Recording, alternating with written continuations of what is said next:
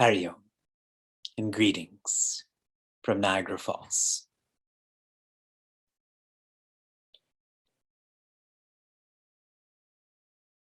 This assembly will surely be charged with breach of the rules of Dharma.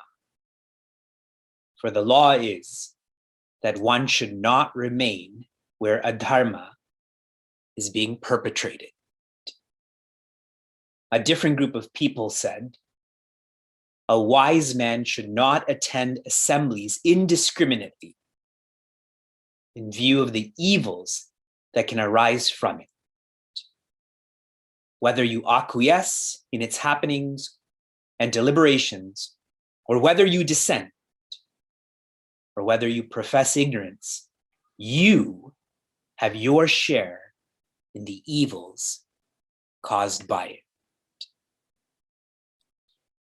These are the murmurings that are happening in the arena as Bhagavan Krishna and Sri Balarama are challenged by the bow, by the elephant, by the wrestlers.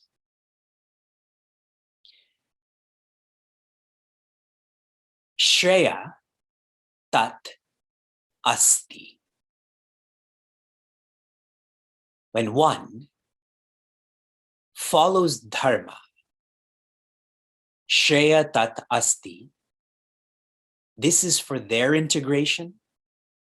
This is for integration through all facets of creation.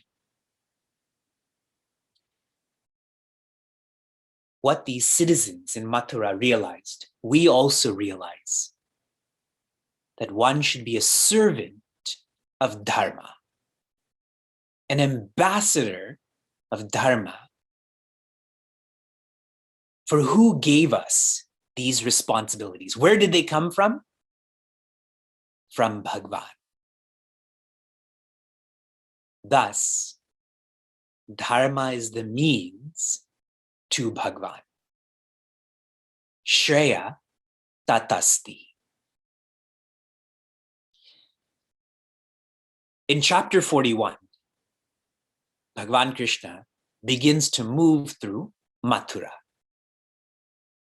In chapter 42, the same.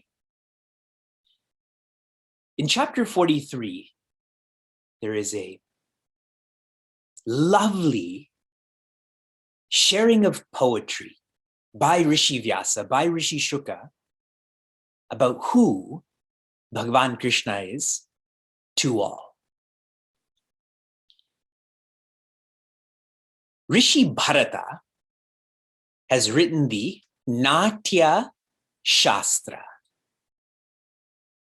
This is why the culture, the art is called Bharata Natya or Bharata Natyam. Part of this scripture shares there are 8 rasas, or 8 emotions that are to be depicted through dance. A 9th was added afterwards, the idea being the fulfillment of these 8 is the 9th. I'm going to share this with you now. This is most fascinating, and divinity is in the details.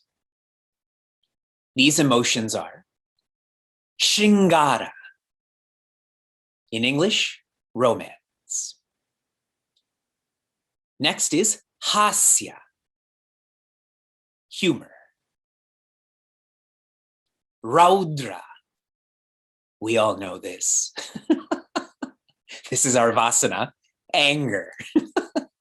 See, we are artists also. We are dancers also. Number 4, karuna, compassion. Next, bhibhatsa. Bhibhatsa is disgust. What's fascinating about this too, the movie Inside Out copied these emotions. Yes? Number 6, bhayanaka, which is terror. 7, vira, which is courage. And number 8, Adbhuta. Adbhuta means wonder. Like our freedom walks, we wonder as we wander. And the 9th is Shanda, which is peace. When Bhagavan Krishna is moving through Mathura, depending on the personality, they related to Bhagavan in this way.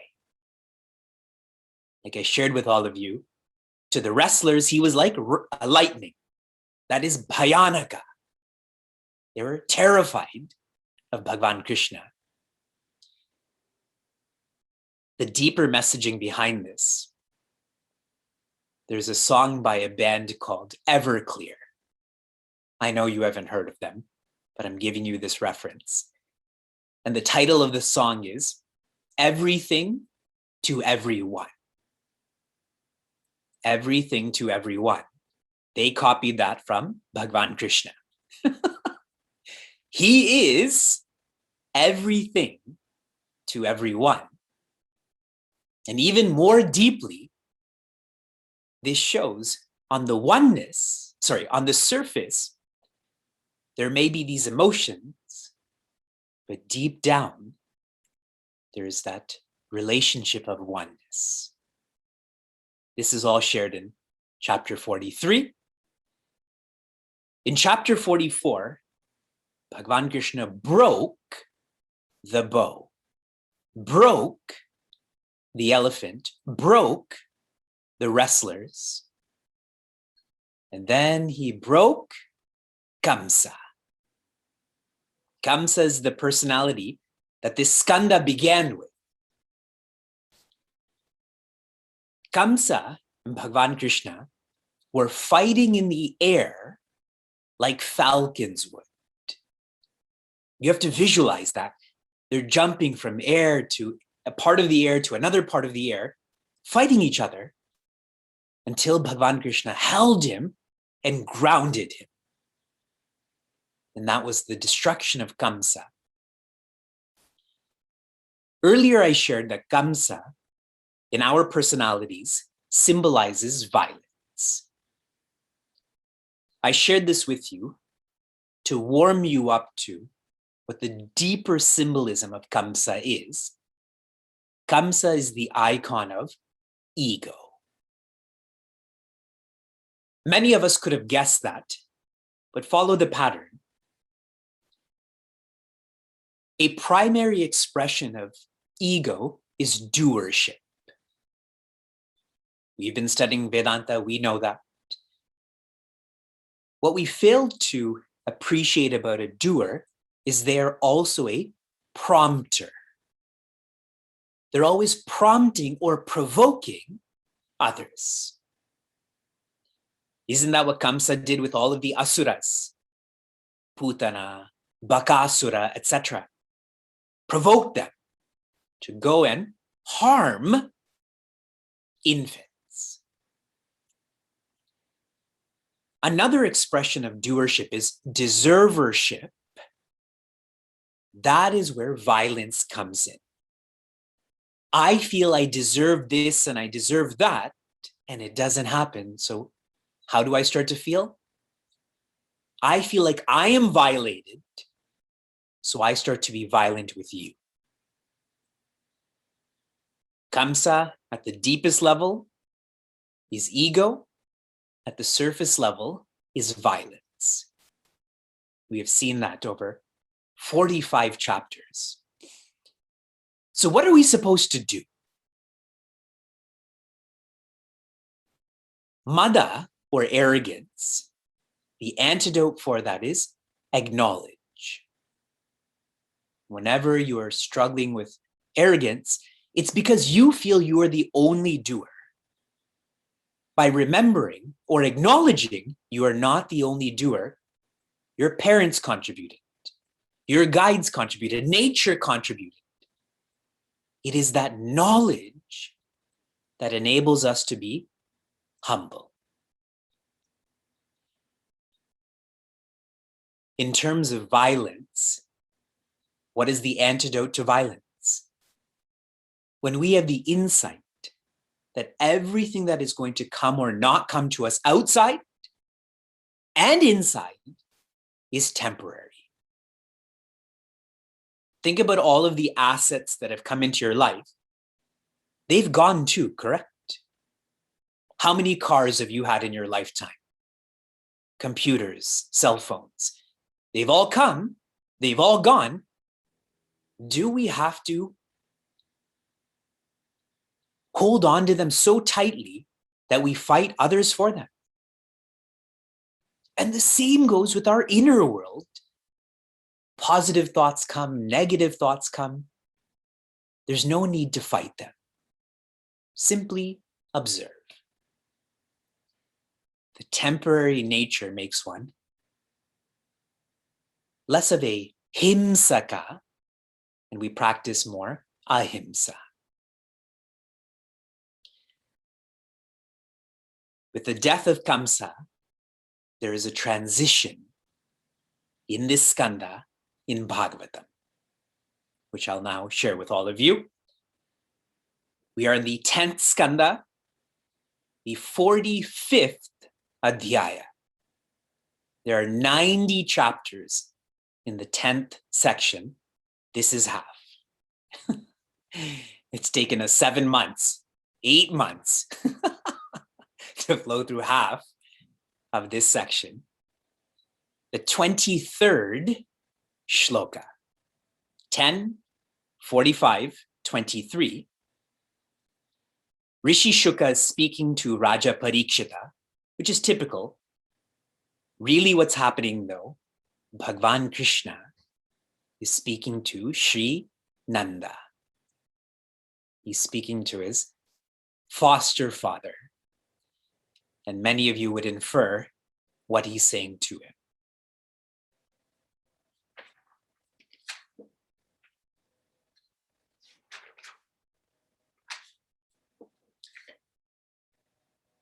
Yata yuyam vrajam tata vayam cha sneha dukkitan nyatin vodrashtum eshyamaha vidhaya suhradam sukham. Tata is talking to Sri Nanda. Yata yuyam vraja. Return to Vraja. Vidhaya suhradam sukham. Take care of those who are with you right now. Remember, many family members and friends have come with them to Mathura. Why should you return? Vayamcha sneha dukkitan. Those who love you and those who love me must be feeling dukkha, sad. Nyatin vo drashtum eshyamaha. But know, remember, that I'm going to come back to see you, to see all of you. This is the dialogue between Bhagavan Krishna and Sri Nanda. Before we get to this fulfillment, the last scene we were on together was Bhagavan Krishna and Sri Balarama meeting their biological parents, whom they were not with for 12 years. I know a young family who just gave birth to an infant, and the infant is not well, is in the NICU on a ventilator, and how hard it is for those parents to not hold that infant, and this infant is only a few days old. Now visualize, Devi Devaki has not held Sri Krishna, Bhagavan Krishna, for 12 years. She was barely conscious when he manifested for her. Bhagavan Krishna shares with his parents, okay? A lot of sadness. He's looking at them. He brought his head to their feet and is looking up at them and says, Mataram pitaram vriddham. Those whose parents are older, Bharyam sadvi, one whose spouse is noble. Sutam shishu, whose child is young. Gurum vipram prapannam, one's guru and one's teacher who have less outwardly. Kalpaha bibrat shwasan mritaha, those who do not help them, those who do not support older parents, noble spouse, younger child, a guru and teachers. That person is shwasan, is breathing, yet mritaha, yet dead. They're only biologically alive, but nothing more. That's how Sri Krishna feels about how he's treated his parents. That he has not helped them or supported them for 12 years. As he's saying this to them, he is appearing as Bhagavan, the Bhagavan on the fronts of your book. And they don't know how to respond to that. I always joke about that with your lives. If Bhagavan walked into your room right now, what would you do? Where's the closest window? Have we studied our fire exit?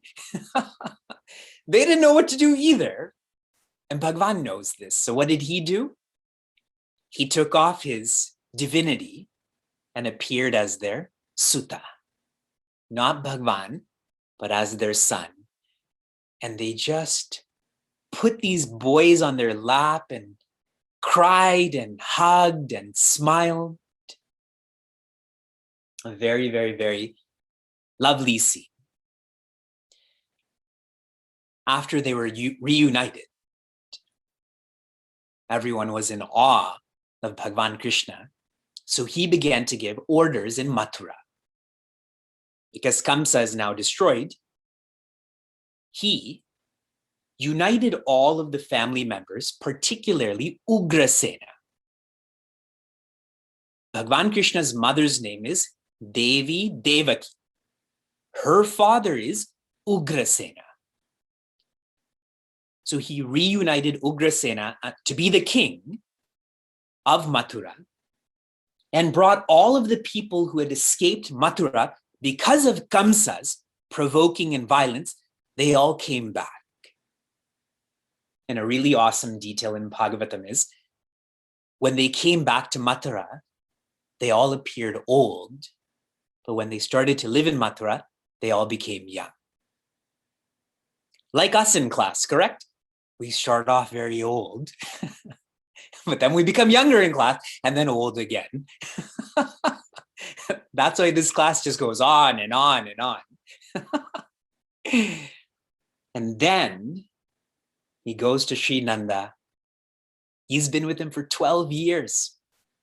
All of his family members and friends, and says, I need to stay here to help bring harmony here. And you have to go back and bring harmony there. And remember, infer, Bhagavan Krishna doesn't go back. Giving you, and that's why Sri Nanda is crying so much. And everyone is crying so much. Embrace them with eyes full of tears. Here is a timeline of Bhagavan Krishna's life in our experience so far. He was raised in Gokula from the age of 0 to 3. His toddler life. Gokula is like a village. Kula here means family, go means cows, like a village of farmers. He then shifted to Vrindavana from ages 4 to 6. 4 to 6, when he was a child. Vrindavana Vana means jungle or forest. Vrinda means bigger. So from a village to a bigger area, they were living in the jungle. When Bhagavan Krishna was a child, he got to tend to the calves, not to the cows, only the calves.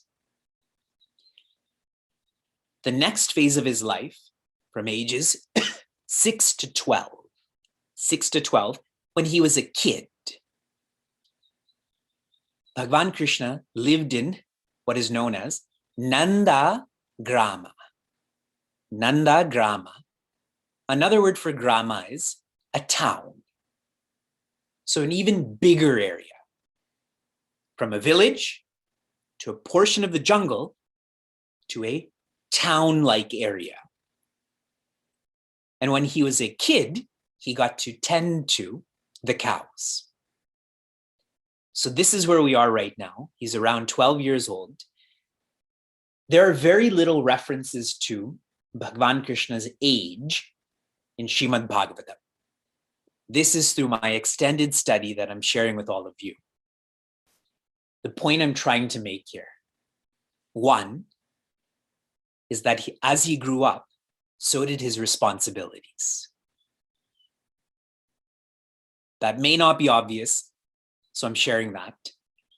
The next, Bhagavan Krishna never missed anyone.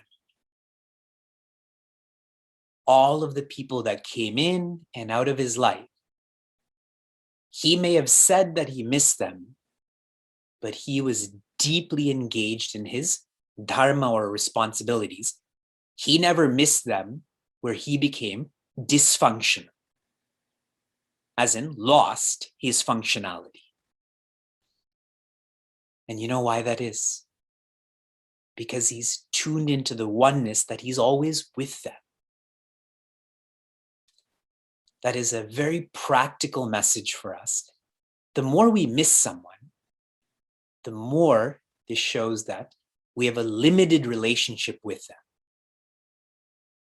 The more we don't miss someone, and I mean that in a divine way, not in an apathetic way, in a divine way, is because one is tuned into that presence, the existence, the awareness, the joy. I have experienced this so clearly with Puja Guruji, Swami Tejomayananda. Millions would have come in and out of his life. He was always present in his dharma. Now Sri Nanda has gone and Bhagavan Krishna is in Mathura with his parents. The chapters that we've studied thus far, the portion of Bhagavan's life, is his Purva facet, the early part of Bhagavan Krishna's life. Now, the Uttara part begins, the later part. Essentially, the Shishu Leela that we all love. The childlikeness is complete.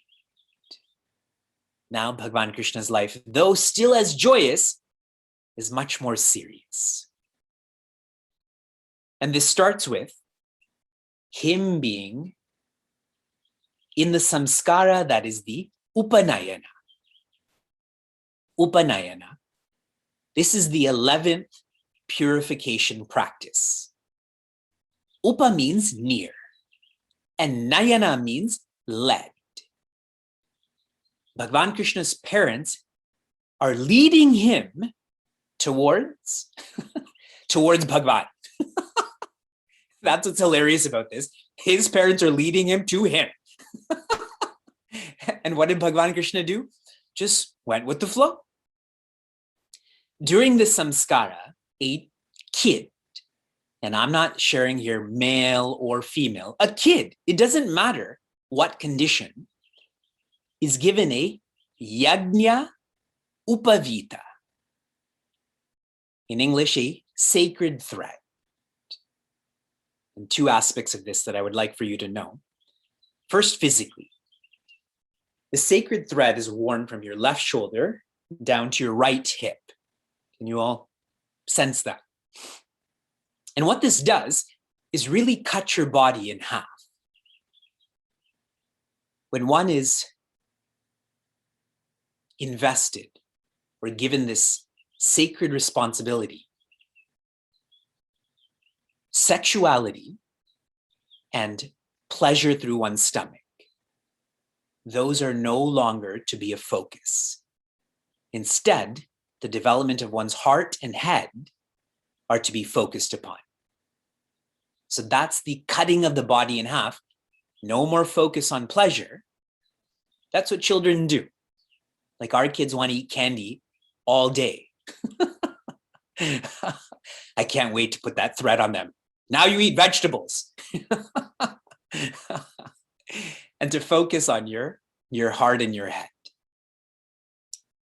Next is, yajna means dedication. Yajna means dedication. Upa, again, means near. And V, long I, means to shine.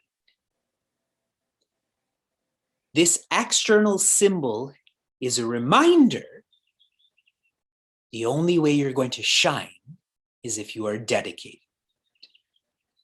If you're shining, as in you're applying yourself, you will be dedicated. Yajna upavita. Clear for everyone. When one goes through this samskara, it is their responsibility to chant Gayatri Mantra many times a day.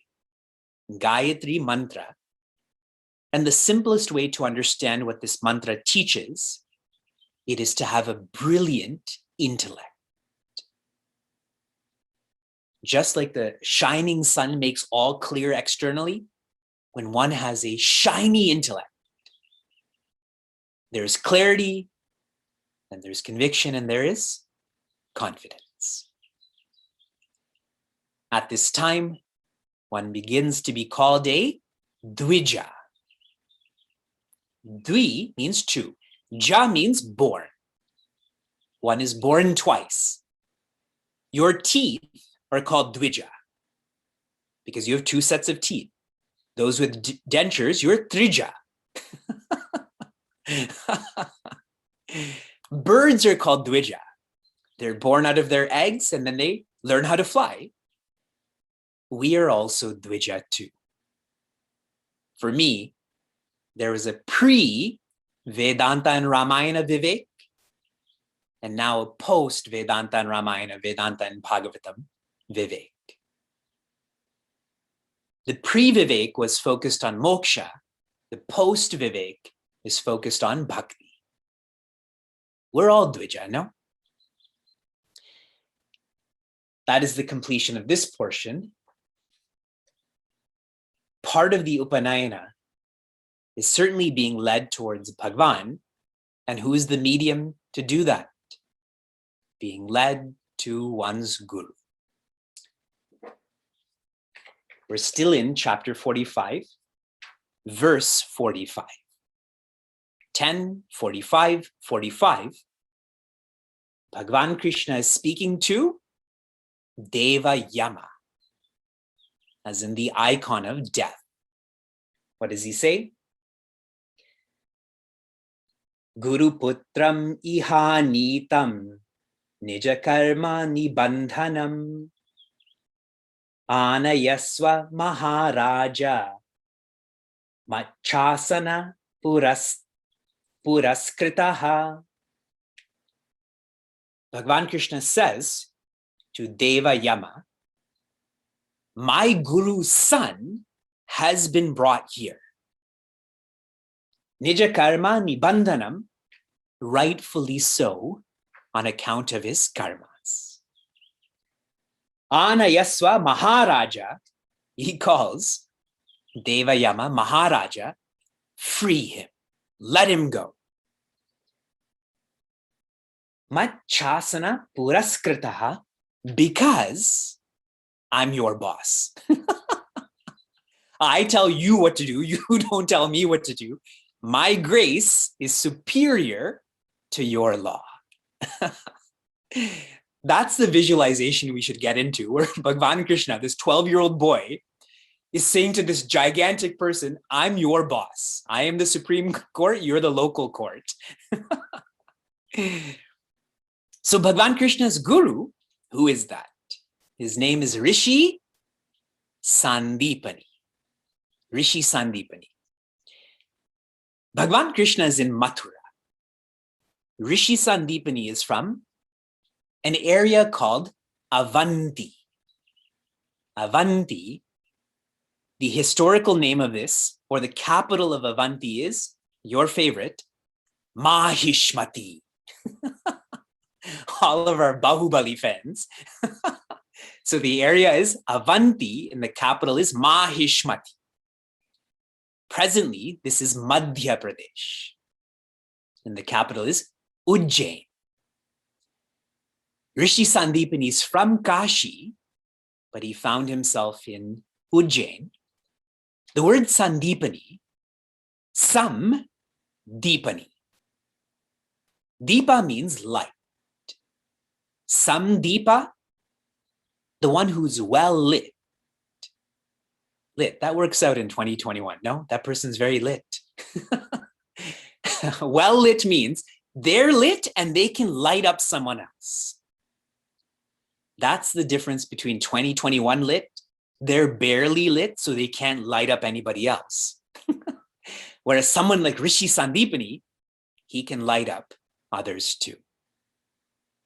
So he is given the responsibility of lighting up Bhagavan Krishna. The Veda is the breath of Bhagavan Krishna, but Bhagavan Krishna goes to the Gurukula. And he learns 64 sciences in 64 days. I barely learned one science in 800 days. He learned 64 in 64. Some of these sciences, he taught them the science of arms, along with the mantras connected with all the divine missiles, as also the ethical codes, the law codes, the science of logic, and the administrative codes with its 6 branches. In other words, learned about every facet of life. When Bhagavan Krishna and Sri Balarama had completed their time at the Gurukula, they asked Rishi Sandipani, what dakshana do you want? And Rishi Sandipani responds saying, I don't want anything. That's what makes a guru, no? That they don't have wants. Functionally, though, there are needs. And so what Rishi Sandipani does is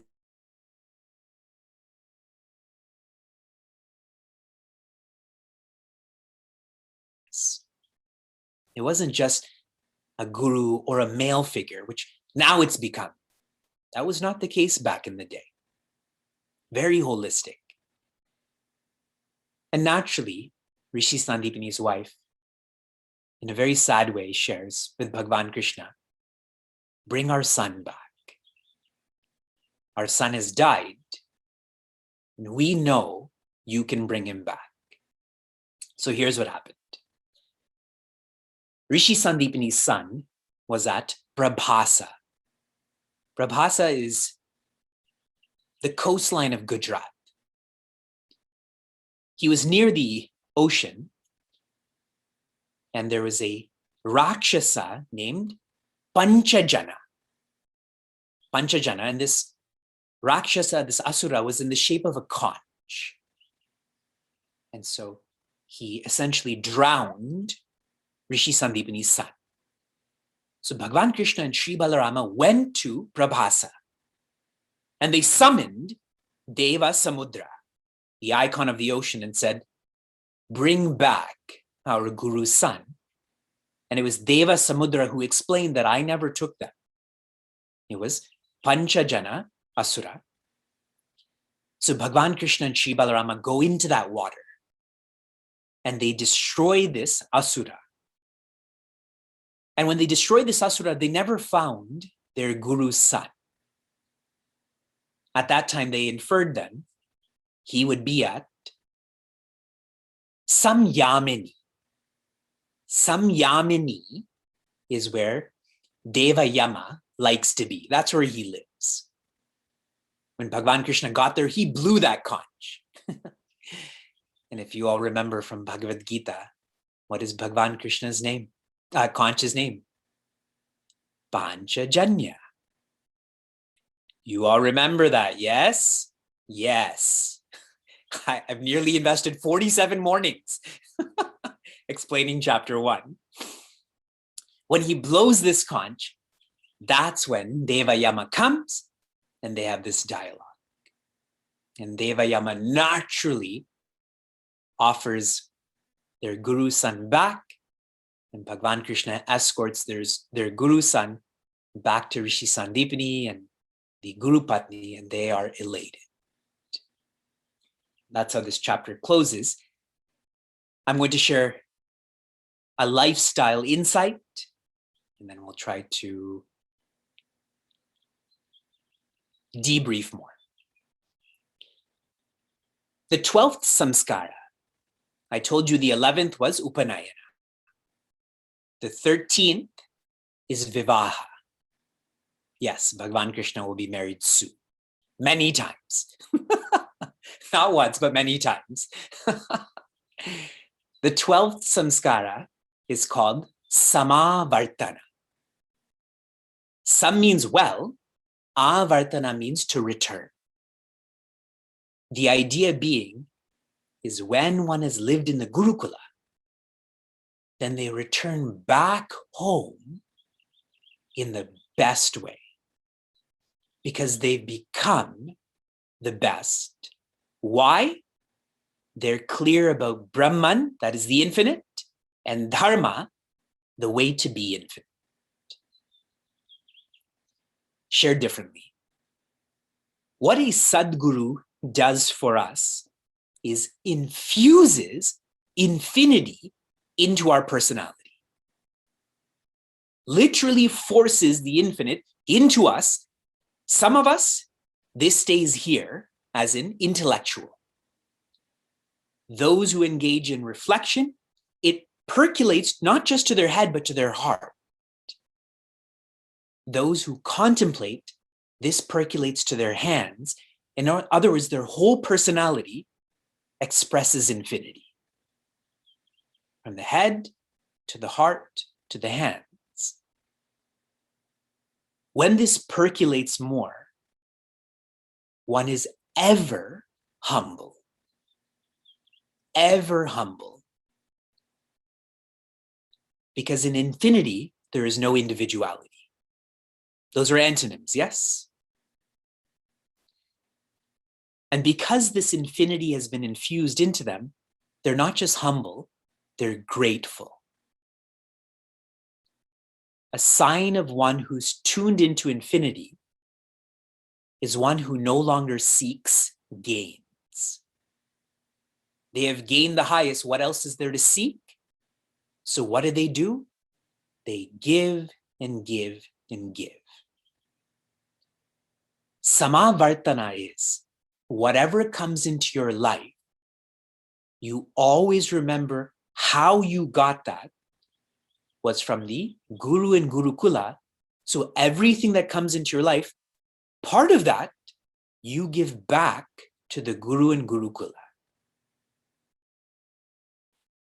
This insight is needed for all of us for many reasons. Here are 3. Number 1, Bhagavan Krishna asked Rishi Sandipani what dakshina should be given. One doesn't just guess. One systematically asks the Guru, what do you want? What do you need? That's much more humble, correct? Than projecting or inferring. Number 2, this is not a one-time offering. One gives their whole life because their whole life has been made by the Guru and Gurukula. So different than how we practice offering dakshina now, correct? We give what we want, not what the guru wants. We give once, yet we get paychecks every 2 weeks or every month, yes? And one more point is, this is not a donation. Bhagavan Krishna didn't donate to the ashram. In a donation, there's a lack of intimacy, a lack of relationship. Dakshina this is your family. Like, we don't make Vyasa pay rent for his room yet. So in the same way, you're supporting your father, your mother. Bhagavan Krishna will call Prince Arjuna Tata, as in, you're my son, even though they're physiologically cousins. And the one who doesn't support their parents, I've already described that, is breathing, yet nothing more. What powerful insights about Upanayana, Samavartana. So much of our practice needs to be corrected when we study the details of how Bhagavan Krishna lived. Oh.